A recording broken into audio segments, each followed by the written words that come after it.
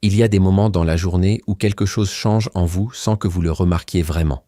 Ce n'est pas le bruit du monde extérieur qui se tait, ni la lumière qui bascule doucement vers l'obscurité. C'est quelque chose de plus intérieur, de plus subtil, quelque chose qui ressemble à une porte entr'ouverte entre ce que vous savez de vous-même et ce que vous n'avez jamais osé regarder en face. Vous avez peut-être vécu cela un soir, sous la douche ou dans le silence qui précède le sommeil, quand une pensée surgit de nulle part, une image, un souvenir, une émotion que vous ne saviez pas que vous portiez encore. Dans ces instants-là, sans le savoir, vous frôlez quelque chose que Carl Gustav Jung a passé toute sa vie à explorer, à nommer et à comprendre. Le monde intérieur qui vit en vous, bien plus vaste et bien plus puissant que tout ce que vous croyez être. Ce n'est pas une métaphore poétique. C'est une réalité psychologique que Jung a documentée, théorisée et vécue lui-même avec une intensité rare. Il croyait profondément que l'être humain moderne avait commis une erreur fondamentale, celle de ne regarder qu'au dehors, de chercher les causes de ses souffrances dans le monde extérieur, dans les autres, dans la malchance ou dans des forces invisibles, alors que la source de presque tout ce qui lui arrivait se trouvait à l'intérieur de lui, dans les profondeurs de son inconscient.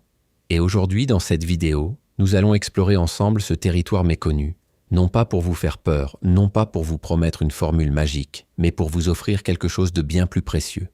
Une manière différente de comprendre votre propre vie, vos répétitions, vos blocages, vos désirs inexpliqués et vos souffrances les plus tenaces. Restez avec moi jusqu'à la fin, parce que ce que vous allez découvrir pourrait véritablement transformer la façon dont vous vous percevez. Et cette transformation, contrairement à ce que beaucoup de voix sur Internet voudraient vous faire croire, ne vient pas de l'extérieur. Elle vient de vous. Pensez un instant à votre vie quotidienne. Vous vous levez le matin, vous suivez vos routines, vous traversez votre journée, vous revenez chez vous le soir, et quelque part dans ce déroulement mécanique, il y a des moments que vous ne valorisez probablement pas à leur juste mesure, les transitions. Le moment où vous passez d'un état à un autre, le moment où vous entrez dans la douche et laissez l'eau couler sur vous, le moment où vous vous asseyez dans le silence après une longue journée, le moment entre la veille et le sommeil, quand les pensées deviennent floues et que quelque chose d'autre commence à parler. Jung ne voyait pas ces moments comme banals. Il les considérait comme des portes, des instants de seuil où le moi conscient relâche légèrement son contrôle et où l'inconscient trouve un espace pour se manifester. Cette idée du seuil est ancienne. Dans presque toutes les cultures humaines, les moments de transition ont été perçus comme des instants particuliers, chargés d'une signification que la rationalité ordinaire peine à saisir. Le coucher du soleil, le passage de l'éveil au sommeil, les rituels de purification dans l'eau ont toujours symbolisé quelque chose qui dépasse la simple hygiène ou la simple physique. Jung, en anthropologue de l'âme, avait compris que ces pratiques universelles ne relevaient pas de la superstition mais d'une sagesse psychologique profonde. Elles correspondaient à une intuition collective que l'être humain a besoin de marquer les transitions, de leur donner une forme, un sens, un espace symbolique, parce que sans cela, la psyché reste dans un état de flux constant qui épuise et désoriente. Mais alors, pourquoi tant de gens souffrent-ils dans leur vie quotidienne sans comprendre pourquoi ? Pourquoi les mêmes schémas se répètent-ils, les mêmes disputes, les mêmes échecs, les mêmes sensations de vide malgré les efforts, malgré les prières, malgré la bonne volonté sincère ? Jung avait une réponse à cette question, et elle était à la fois simple et profondément dérangeante. Ce que nous ne regardons pas en nous-mêmes finit toujours par se manifester dans notre vie extérieure, souvent sous une forme que nous ne reconnaissons pas comme venant de nous. Je voudrais faire une pause ici et vous poser une question directement. Est-ce qu'il y a dans votre vie un schéma qui se répète ? Une situation qui revient sous des formes différentes mais avec la même saveur de fond, la même douleur, le même sentiment d'impuissance. Une relation qui finit toujours de la même façon. Un projet qui s'effondre toujours au même stade, une difficulté financière qui revient malgré tous vos efforts. Si c'est le cas, écrivez dans les commentaires ces deux mots, « Je reconnais ». Parce que reconnaître un schéma, c'est déjà la première étape de ce que Jung appelait le processus d'individuation. Et votre reconnaissance peut inspirer quelqu'un d'autre à faire ce même pas courageux. Jung a passé des décennies à observer que les répétitions dans la vie des gens n'étaient pas des accidents ni des malédictions externes. Elles étaient des messages, des signaux envoyés par la partie de la psyché que nous refusons de regarder. Il a appelé cette partie l'ombre. Et c'est l'un des concepts les plus importants et les plus mal compris de toute la psychologie analytique.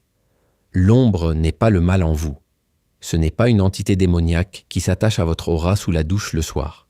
C'est simplement tout ce que vous avez exclu de votre image consciente de vous-même, tout ce qui ne correspondait pas à ce que vos parents, votre famille, votre culture attendèrent de vous, et que vous avez donc refoulé dans les profondeurs. Un enfant qu'on a appris à toujours être sage, obéissant, souriant, refoule sa colère, son besoin d'espace, sa créativité sauvage. Ces énergies ne disparaissent pas. Elles s'accumulent dans l'ombre et cherchent une sortie, souvent au moment le moins opportun, souvent de façon incontrôlée, souvent à travers des comportements que l'adulte qu'il est devenu ne comprend pas lui-même. Un homme qu'on a convaincu dès l'enfance que les émotions sont une faiblesse refoule sa sensibilité, sa vulnérabilité, son besoin d'intimité. Et il finit par se retrouver dans des relations qui lui semblent froides et vides, sans comprendre que c'est lui-même qui a fermé la porte à ce dont il a le plus besoin. Voilà pourquoi les schémas se répètent. Non pas parce qu'une force extérieure nous punit ou nous maudit, mais parce que nous portons en nous des parties de nous-mêmes que nous n'avons jamais rencontrées, et ces parties cherchent inlassablement à se faire connaître. Jung disait que tout ce que nous ne rendons pas conscient revient dans notre vie sous forme de destin. Ce n'est pas une phrase mystique. C'est une observation clinique faite sur des milliers de patients au fil de décennies de pratique. Maintenant, revenons à cette image de la douche, non pas pour y voir un danger ésotérique, mais pour y percevoir quelque chose de réellement fascinant sur le plan psychologique. Il y a une raison pour laquelle tant de gens ont leurs meilleures idées sous la douche, ou trouvent des solutions à leurs problèmes dans le silence d'avant le sommeil, ou font des rêves étrangement significatifs après une journée particulièrement chargée émotionnellement. Ces moments de transition, ces espaces entre deux états, sont précisément des instants où le moi conscient se détend, où le contrôle rationnel s'assouplit et où l'inconscient trouve un espace pour se manifester. Ce n'est pas une vulnérabilité dont il faut avoir peur. C'est une invitation. Jung consacrait une attention considérable à ce qu'il appelait les phénomènes du seuil, ces moments où la frontière entre conscience et inconscient devient plus poreuse. Il ne les voyait pas comme dangereux mais comme précieux, à condition d'être préparé à les recevoir avec une certaine conscience. Le problème n'est pas que nous soyons vulnérables dans ces moments. Le problème est que nous ne savons plus les habiter, que nous les remplissons de bruit, d'écrans, de pensées anxieuses, au lieu de les laisser être ce qu'ils sont, des espaces de contact avec notre vie intérieure. Toute la tradition analytique jungienne repose sur cette idée que le soin de soi véritable passe par l'attention portée aux signaux intérieurs. Les rêves, les images spontanées, les émotions inexpliquées, les synchronicités étranges que nous notons dans nos vies, tout cela constitue ce que Jung appelait le langage de l'inconscient. Un langage symbolique, non linéaire, souvent déroutant pour notre esprit rationnel, mais porteur d'une intelligence profonde sur ce dont nous avons besoin pour grandir, pour guérir, pour devenir plus pleinement nous-mêmes. L'une des idées les plus révolutionnaires de Jung est que l'inconscient n'est pas seulement personnel. Il n'est pas uniquement constitué de vos refoulements individuels, de vos traumatismes d'enfance, de vos peurs et de vos désirs non avoués. Il est aussi collectif. Jung a postulé l'existence d'un inconscient collectif, une couche plus profonde de la psyché qui est partagée par toute l'humanité, indépendamment des cultures, des époques et des géographies. Et cet inconscient collectif est structuré par des archétypes, des formes psychiques universelles qui se manifestent dans les mythes, les religions, les contes, les rêves et les comportements de tous les peuples de la Terre. Pourquoi cette idée est-elle importante pour comprendre votre vie quotidienne ? Parce qu'elle explique pourquoi certaines histoires vous touchent aussi profondément, pourquoi certains symboles vous font quelque chose que vous ne pouvez pas tout à fait expliquer, pourquoi vous êtes attiré par certains modèles de vie ou de comportement qui semblent résonner avec quelque chose de très ancien en vous. Quand vous vous sentez irrésistiblement attiré par la figure du sage, du héros, de l'explorateur ou de l'amant, vous ne faites pas que projeter vos désirs personnels. Vous entrez en contact avec des structures archétypales qui habitent à la psyché humaine depuis ses origines. Jung a identifié plusieurs archétypes majeurs. La persona, ce masque que nous portons dans la vie sociale, la face que nous montrons au monde et qui souvent n'a que peu de rapport avec notre réalité intérieure. L'anima et l'animus, les dimensions féminines et masculines, qui habitent respectivement la psyché de l'homme et de la femme, et dont l'intégration est indispensable à un développement psychologique complet. Le self, enfin cette instance centrale de la personnalité, qui transcende le moi conscient et qui représente la totalité de ce que nous sommes, conscients et inconscients réunis. Le self est, dans la pensée de Jung, ce que nous cherchons à rejoindre tout au long de notre vie, souvent sans le savoir, à travers nos amours, nos passions, nos souffrances et nos quêtes de sens. Et c'est là que réside le véritable enjeu de la psychologie jungienne. Non pas vous donner des trucs pour attirer l'argent ou éviter la malchance, mais vous aider à devenir ce que vous êtes véritablement, dans toute votre complexité, votre contradiction, votre obscurité et votre lumière réunie. Ce processus, Jung l'a appelé individuation. C'est peut-être le concept le plus central de toute son œuvre, et il est radicalement différent de ce que la culture contemporaine entend par développement personnel. L'individuation n'est pas une optimisation. Ce n'est pas devenir plus performant, plus positif, plus prospère au sens matériel du terme. C'est un mouvement vers la totalité, vers l'intégration des différentes parties de soi-même, y compris et surtout les parties que nous n'aimons pas, que nous avons niées, que nous avons projetées sur les autres. C'est un chemin qui demande du courage, de l'honnêteté et une certaine tolérance pour l'ambiguïté et l'incertitude. Jung le comparait souvent à un voyage, parfois à une descente aux enfers, parfois à une traversée de la forêt sombre, parce qu'il savait que la rencontre avec les profondeurs de soi-même n'est pas toujours confortable. Mais il savait aussi que c'est cette rencontre qui donne à la vie sa saveur la plus profonde, son sens le plus durable. Pensons ensemble à ce que cela signifie concrètement. Vous vivez peut-être une situation financière difficile et vous vous demandez pourquoi l'argent semble vous fuir. Jung vous demanderait non pas d'éviter la douche à une certaine heure ni de réciter une prière à l'archange Michel, mais plutôt, quelle est votre relation inconsciente avec l'argent ? Qu'avez-vous entendu sur l'argent dans votre famille ? L'argent était-il associé à la honte, à la culpabilité, à la corruption ? Votre image de vous-même est-elle compatible avec l'abondance ? Ou y a-t-il quelque part en vous une conviction profonde et invisible que vous ne méritez pas de prospérer ? Ces questions ne sont pas des accusations. Elles sont des invitations à explorer le territoire intérieur où se forment véritablement les schémas de votre vie extérieure. De la même façon, si vos relations semblent toujours reproduire la même douleur, la réponse jungienne ne sera pas de chercher un sort qui vous aurait été jeté par quelqu'un, mais d'explorer ce que vous projetez sur les autres. La projection est l'un des mécanismes psychiques les plus puissants et les moins conscients que Jung ait étudiés. Nous projetons sur les autres, c'est-à-dire que nous attribuons aux autres des qualités ou des défauts qui appartiennent en réalité à notre propre psyché, particulièrement à notre ombre. L'homme que vous admirez passionnément incarne peut-être une partie de vous-même que vous n'avez pas encore reconnue. La femme qui vous irrite au-delà du raisonnable porte peut-être un miroir vers lequel vous refusez de regarder. Ces projections ne sont pas des erreurs à corriger mécaniquement. Elles sont des informations précieuses sur votre monde intérieur. Chaque projection retirée, chaque qualité ou défaut reconnu comme appartenant à soi-même plutôt qu'aux autres, est un pas vers la totalité. C'est exactement cela, l'individuation. Non pas devenir parfait, mais devenir entier. Jung accordait une place considérable aux rêves dans ce processus, et c'est l'un des aspects de son œuvre qui reste le plus fascinant et le plus mal compris. Pour lui, les rêves ne sont pas des projections aléatoires du cerveau pendant le sommeil.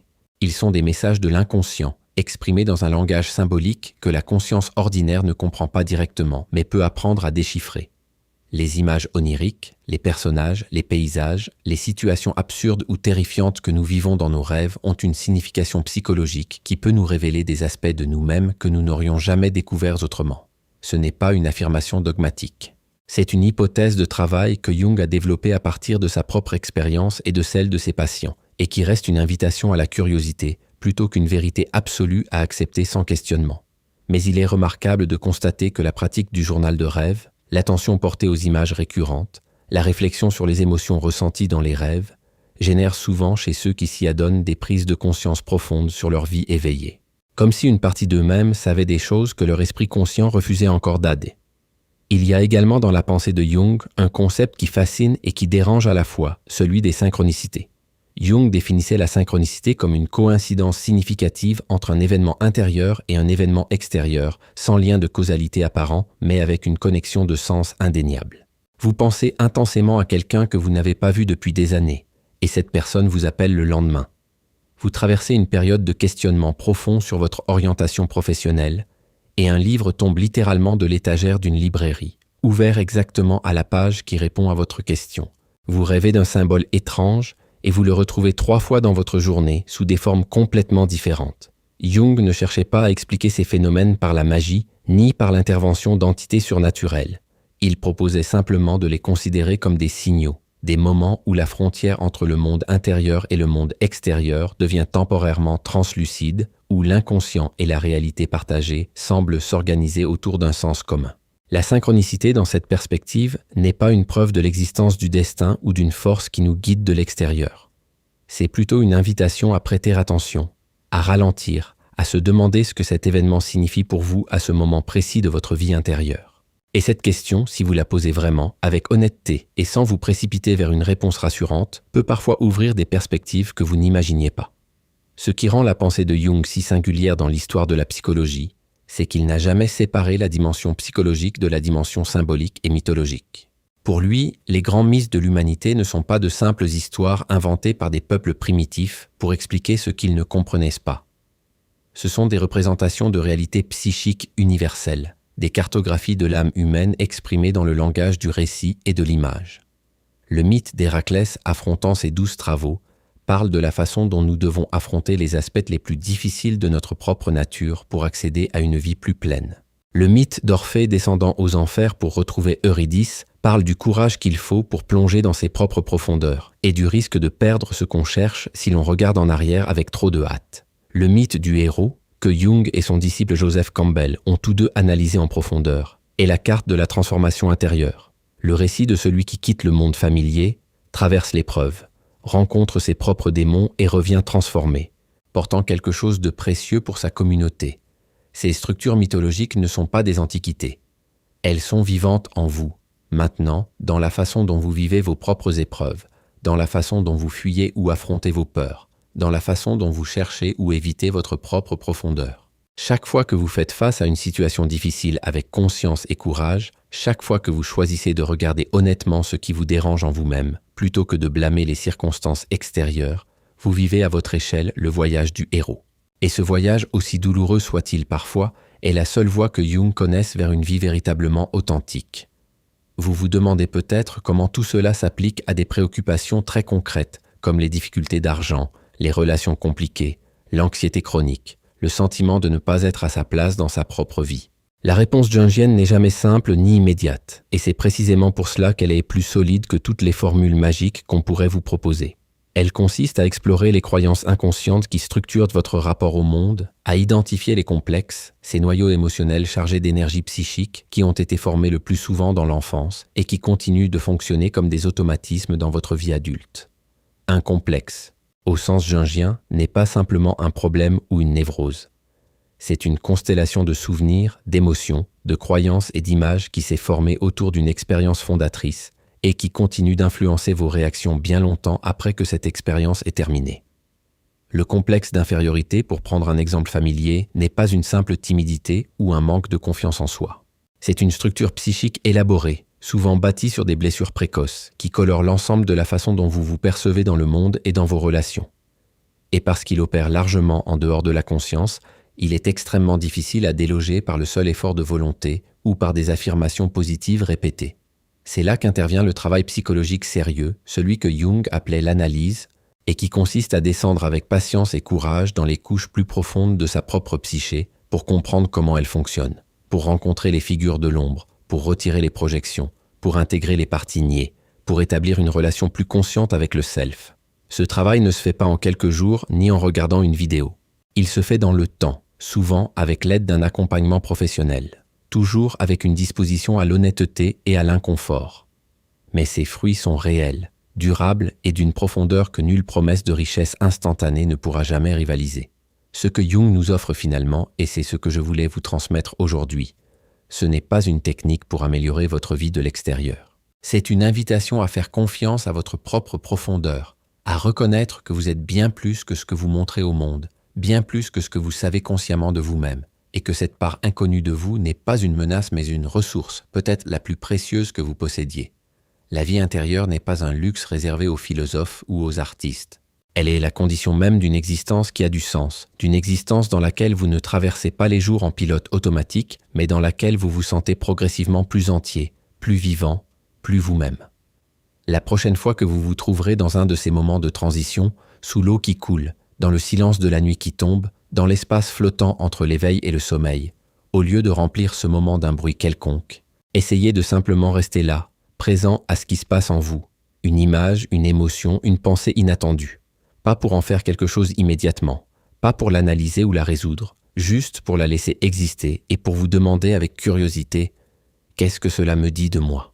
C'est ainsi, dans ces petits moments d'attention intérieure, que commence vraiment la rencontre avec soi-même que Jung a décrite comme la plus grande aventure que l'être humain puisse entreprendre. Si ce voyage vous appelle, si quelque chose dans ce que vous venez d'entendre a résonné en vous d'une façon que vous ne pouvez pas tout à fait expliquer mais que vous sentez clairement, alors peut-être que ce n'est pas un hasard que vous soyez ici aujourd'hui.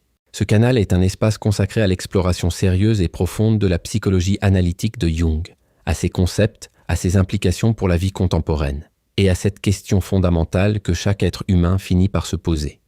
Qui suis-je vraiment, au-delà des masques, des rôles et des schémas hérités? Si vous voulez continuer ce voyage, laissez un like à cette vidéo. Abonnez-vous à la chaîne et partagez ce contenu avec quelqu'un qui cherche, lui aussi, à comprendre sa propre profondeur. La connaissance de soi n'est pas un chemin solitaire. Elle s'enrichit du partage, de la rencontre, de la reconnaissance que nous sommes tous, à des degrés divers, en train de faire le même voyage vers nous-mêmes.